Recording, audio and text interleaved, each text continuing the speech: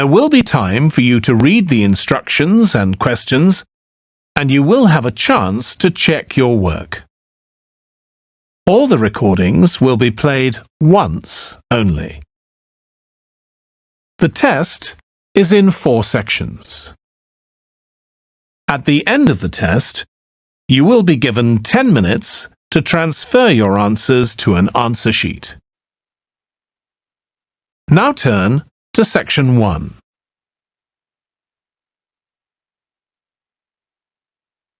Section 1. You will hear a woman phoning a box office to ask about a festival in the town of Kenton. First, you have some time to look at questions 1 to 5.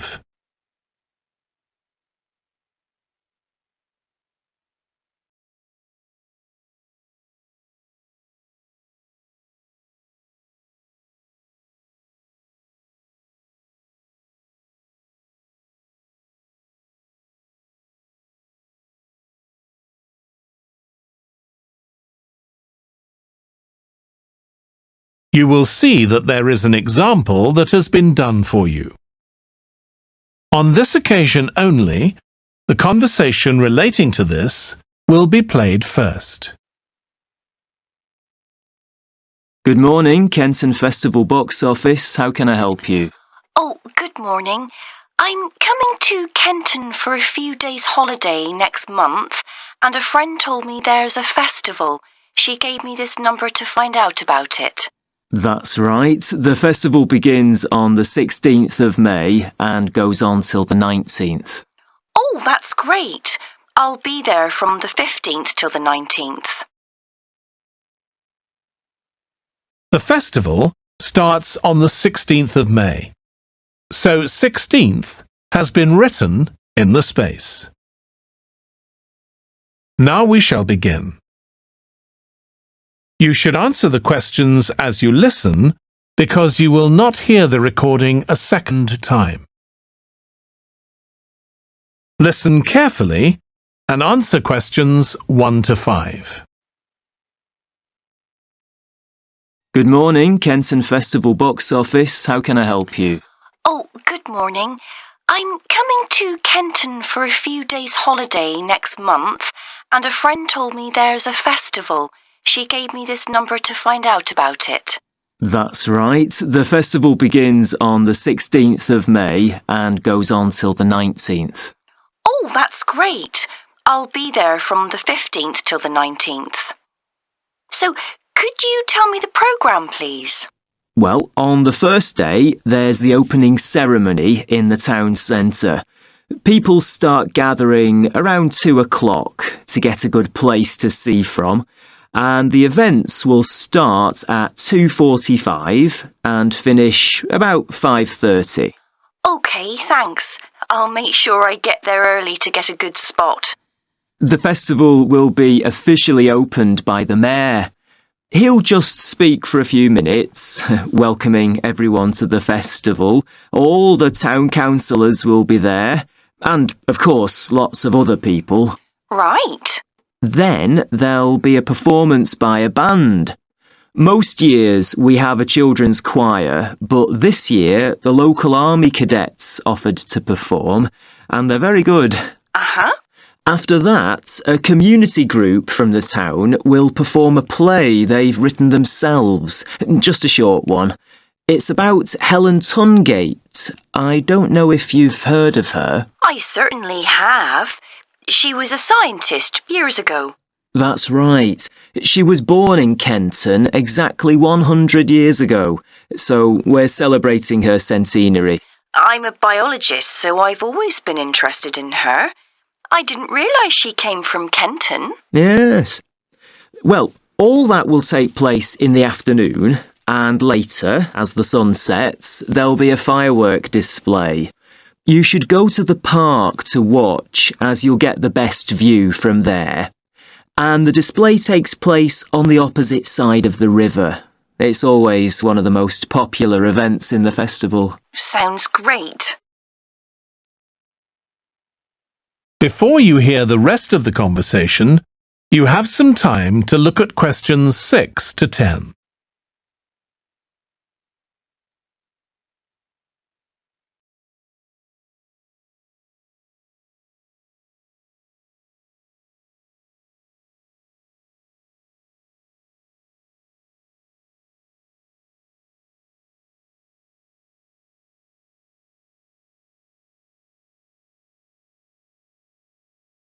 Now listen and answer questions 6 to 10. And what's happening on the other days? There are several events that go on the whole time. For example, the students of the art college have produced a number of videos, all connected with relationships between children and their grandparents. That sounds interesting. It makes a change from children and parents, doesn't it? Exactly. Because the art college is in use for classes throughout the festival, the videos are being shown in Handsworth House. How do you spell the name? Handsworth.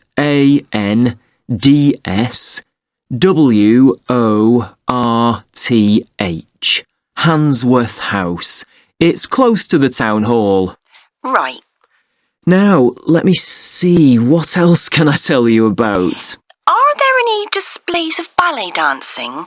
I'm particularly interested in that, as I do it as a hobby. There isn't any ballet, I'm afraid, but there'll be a demonstration of traditional dances from all round the country. Well, that'd be nice. Where's that being held? It's in the market in the town centre. The outdoor one, not the covered market. And it's on at 2 and 5 every afternoon of the festival, apart from the first day. Lovely.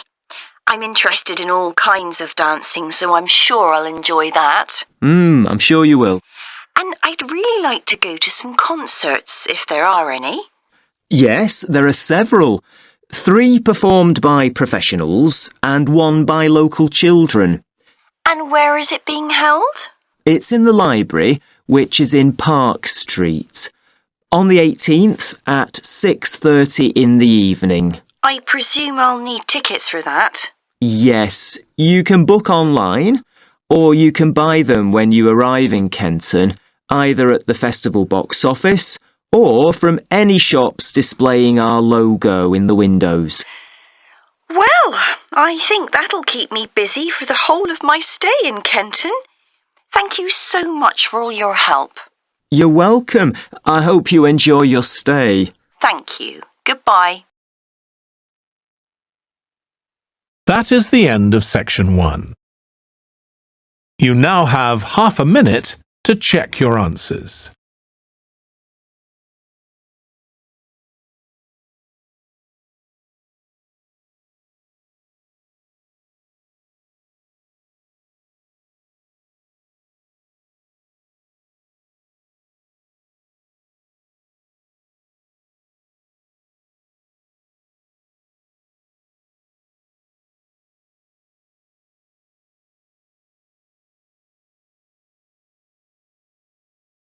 Now turn to section 2.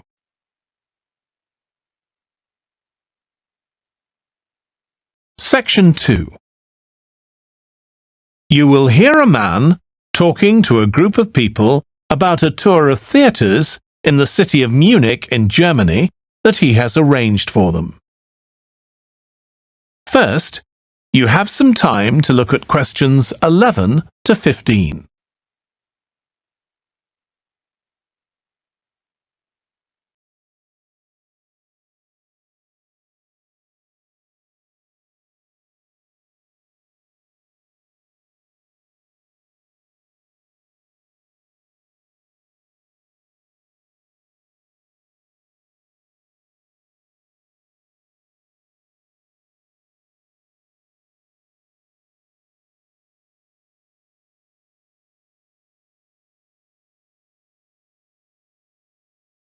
Now listen carefully and answer questions 11 to 15. Right. I've now almost succeeded in finalising plans for our tour, so I'll bring you up to date with what I know. As you know, we're flying first to Munich on Monday the 4th. The flight is at 11:30, so it's too early to have lunch at the airport. I suggest we meet there for coffee at 10, which should give us plenty of time for breakfast before we leave home. When we arrive in Munich, we'll be met at the airport by Klaus Bauer. Klaus works for a tour operator, and he'll look after us for the time we'll be in Germany. He's already liaised with the managers of the theatres we're going to visit, and he's also arranged for an officer of the National Theatre in Munich to show us round the theatre one afternoon during our stay. Now, last time we discussed this trip, I didn't have the precise cost for hotel rooms, but now I have. The normal rate at the hotel where we're staying is €150 a night for a double room. I'd hoped to get that down to €120, but in fact I've been able to negotiate a rate of €110. That'll be reflected in the final payment, which you'll need to make by the end of this week. On Tuesday, the day after our arrival, I had hoped we could sit in on a rehearsal at one of the theatres, but unfortunately that's proved very difficult to arrange. So instead, we'll have a coach trip to one of the amazing castles in the mountains south of Munich. On Tuesday evening, we'll all have dinner together in a restaurant near our hotel. From talking to you all about your preferences, it was clear that a typical local restaurant would be too meat-oriented for some of you. Some of you suggested an Italian restaurant, but I must confess that I decided to book a Lebanese one, as we have plenty of opportunities to go to an Italian restaurant at home. On Wednesday afternoon, the director of the play we're going to see that evening will talk to us at the theatre. She'll describe the whole process of producing a play, including how she chose the actors, and, as the play we're going to see is a modern one, how she worked with the playwright. Before you hear the rest of the talk, you have some time to look at questions 16 to 20.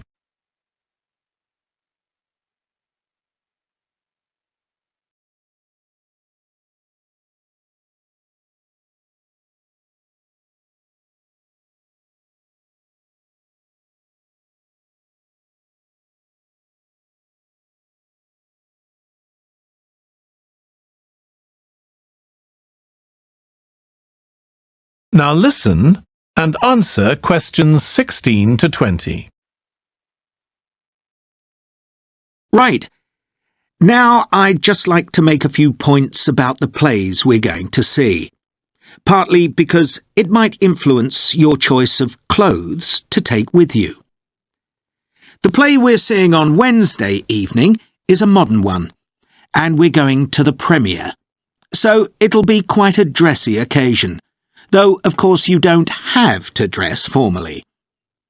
I gather it's rather a multimedia production, with amazing lighting effects and a soundtrack of electronic music, though unfortunately the playwright is ill and is unlikely to be able to attend. On Thursday, we're seeing a play that was first performed last year, when it was commissioned to mark 100 years since the birth in the town of a well-known scientist. We're going to see a revival of that production, which aroused a lot of interest. Friday's play will really make you think hard about what clothes to pack, as it'll be in the garden of a palace. It's a beautiful setting, but I'd better warn you, there won't be much protection from the wind.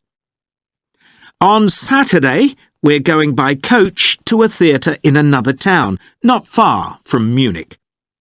This will be the opening of a drama festival, and the mayor and all the other dignitaries of the town will be attending.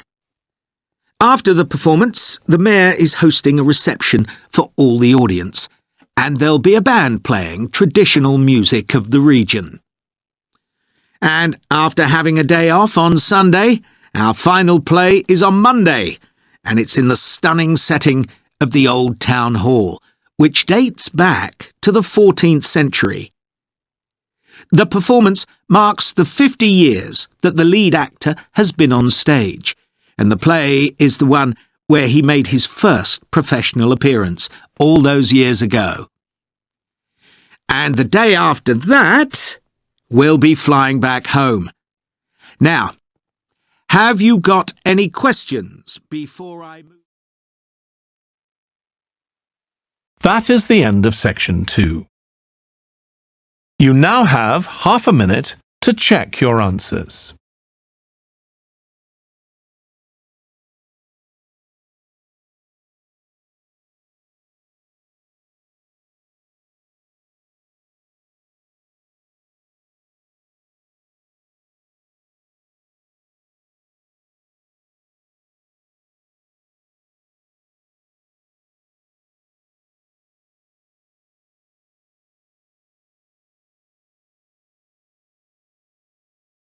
Now turn to section 3.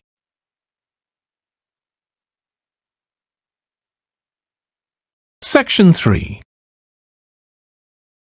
You will hear James, who is in the Scandinavian Studies department at his university, talking to his tutor, Beth. First, you have some time to look at questions 21 to 25.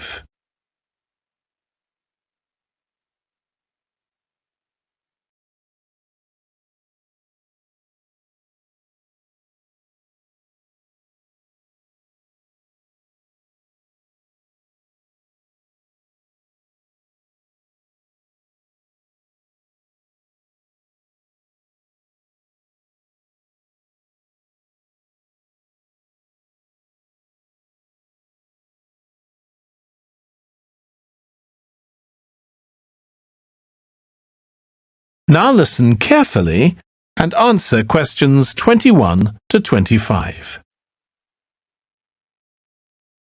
Oh, good morning. You must be James. I'm Beth Cartwright. Please call me Beth. Thank you. Now, as this is your first tutorial since you started on the Scandinavian Studies course, I'd like to find out something about you. Why did you decide to take this course? Well, my mother is Danish, and although we always lived in England, she used to talk about her home a lot, and that made me want to visit Denmark. We hardly ever did, though. My mother usually went on her own. But whenever her relations or friends were in England, they always came to see us. I see. So I assume you already speak Danish, one of the languages you'll be studying? I can get by when I talk to people, though I'm not terribly accurate. Now, you probably know that you'll spend the third year of the course abroad. Have you had any thoughts about that? I'm really looking forward to it.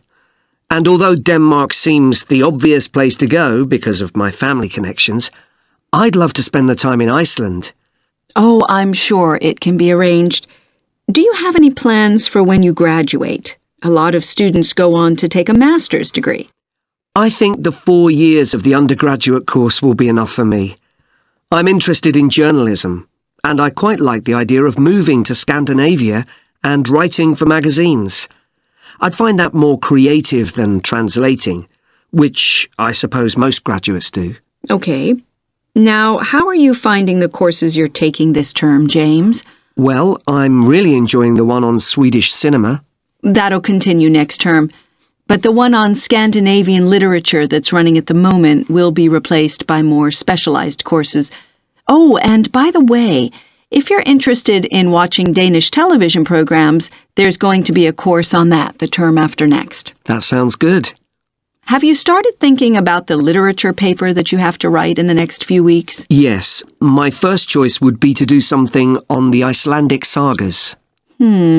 The trouble with that is that a lot of people choose that topic, and it can be difficult to get hold of the books you'll need. Why not leave that for another time? Right. You might find modern novels or 19th century playwrights interesting. I've read or seen several plays in translation, so that would be a good idea. Fine. I'll put you down for that topic. Right, so what would you advise me to aim at in the paper? First, I suggest you avoid taking one writer and going into a great deal of detail. That approach certainly has its place, but I think you first need to get an understanding of the literature in the context of the society in which it was produced, who it was written for, how it was published, and so on. I also think that's more fruitful than placing it within the history of the genre. Okay, that sounds reasonable. Before you hear the rest of the discussion, you have some time to look at questions 26 to 30.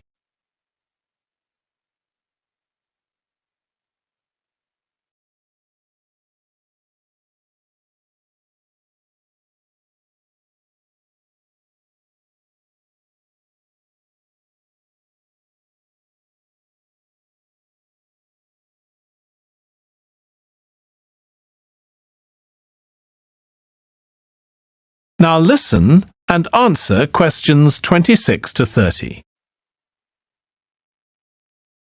Could I ask for some advice about writing the paper I'm working on about the Vikings? I have to do that this week, and I'm a bit stuck. Of course. Have you decided yet what to write about? No, I haven't. There's so much that seems interesting. Viking settlement in other countries, trade, mythology. Well, what I suggest is that you read an assignment a student wrote last year, which is kept in the library. It's short and well-focused, and I'm sure you'll find it helpful. I'll give you the details in a moment. Textbooks usually cover so many topics, it can be very difficult to choose just one. Okay. I've got a DVD of the film about the Vikings that came out earlier this year. Should I watch that again? If it's the one I am thinking of, I'd ignore it. It's more fantasy than reality. But I've got a recording of a documentary that you should watch. It makes some interesting and provocative points, which I think will help you to focus your topic. Right. So then, should I work out an outline? Yes, just headings for different sections at this stage. And then you should start looking for suitable articles and books to draw on, and take notes which you organize according to those headings. I see. Then put short phrases and sentences as bullet points under each heading. Make sure that this skeleton makes sense and flows properly before writing up the paper in full. Okay. Thanks. That's very helpful. That is the end of section 3. You now have half a minute to check your answers.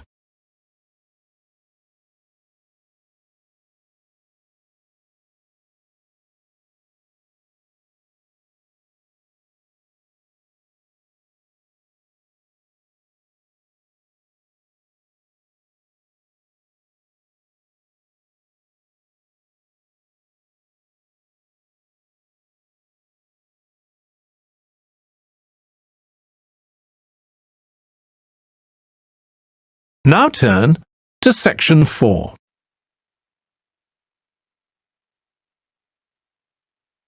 Section 4. You will hear part of a lecture about conflict at work, given by a business studies lecturer.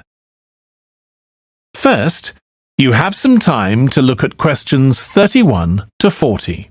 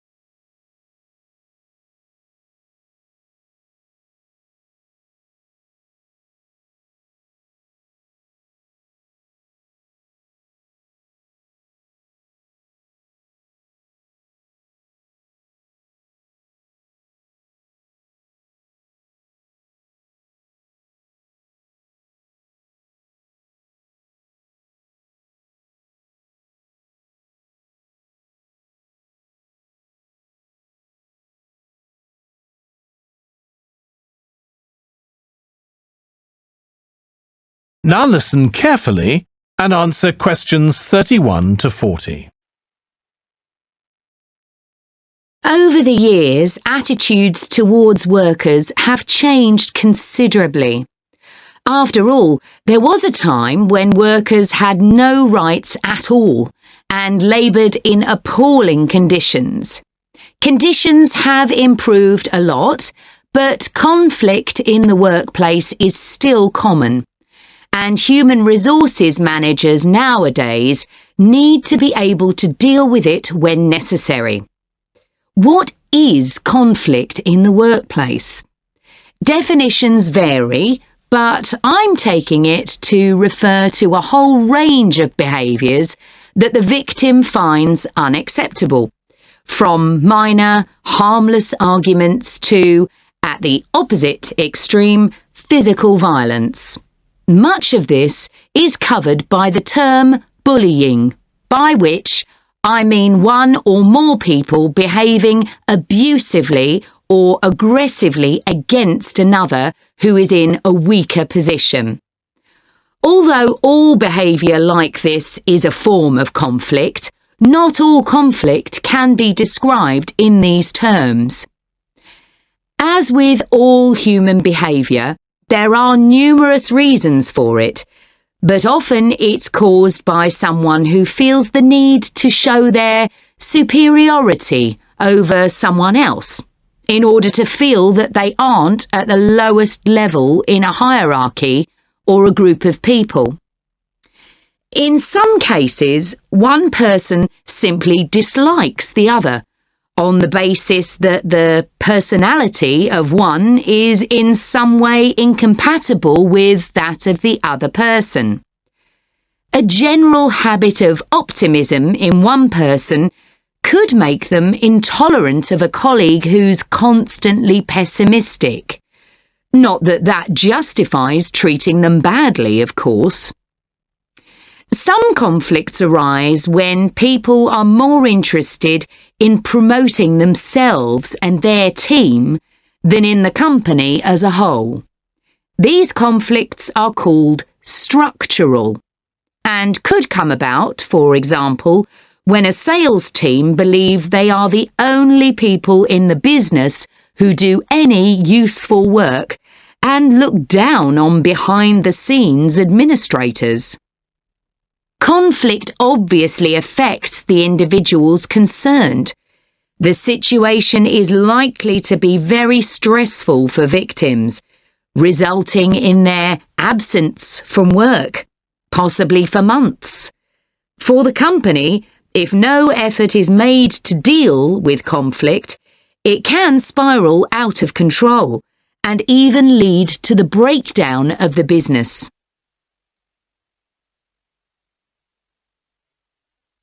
Some interesting work with chief executives, CEOs, has uncovered some of the reasons why they may treat colleagues badly. Many CEOs combine two opposing characteristics: confidence, that is, the belief that they're capable of great achievements, with a high level of anxiety, a fear of missing targets, whether set by themselves or by the directors of the company. This combination can make them respond badly to anyone who questions their decisions. In a high-pressure work environment, such characteristics become problematic, and it's particularly difficult to tackle the situation where colleagues, managers, and board members are all trying to achieve their own visions. When they can't agree on strategic issues and on where they see the business going, there are real problems. For managers at lower levels within the organisation, it might seem that an autocratic form of management, where the chief executive gives orders and everyone else has to obey, would see more conflict than others. Interestingly, though, a company with a more democratic business model can suffer more when uncertainty about who to report to leads to conflicting demands. Now I'll say a little about dealing with the type of conflict that has harmful effects. Of course, the ideal is to prevent it arising in the first place. A good manager at any level will make efforts to earn the respect of the people they work with, particularly those who report to them.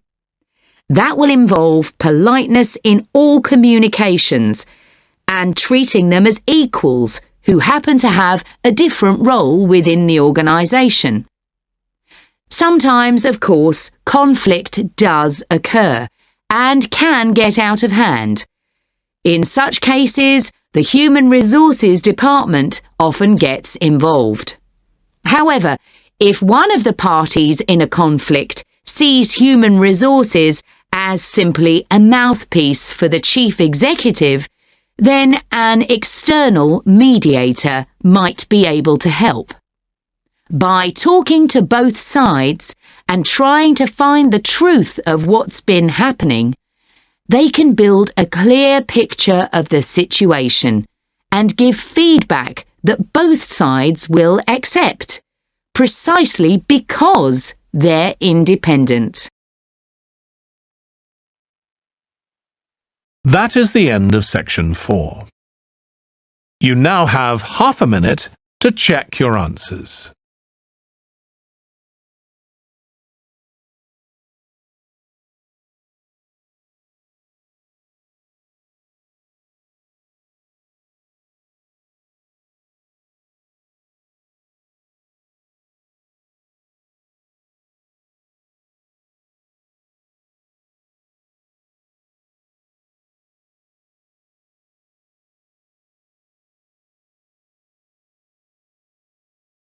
That is the end of the listening test.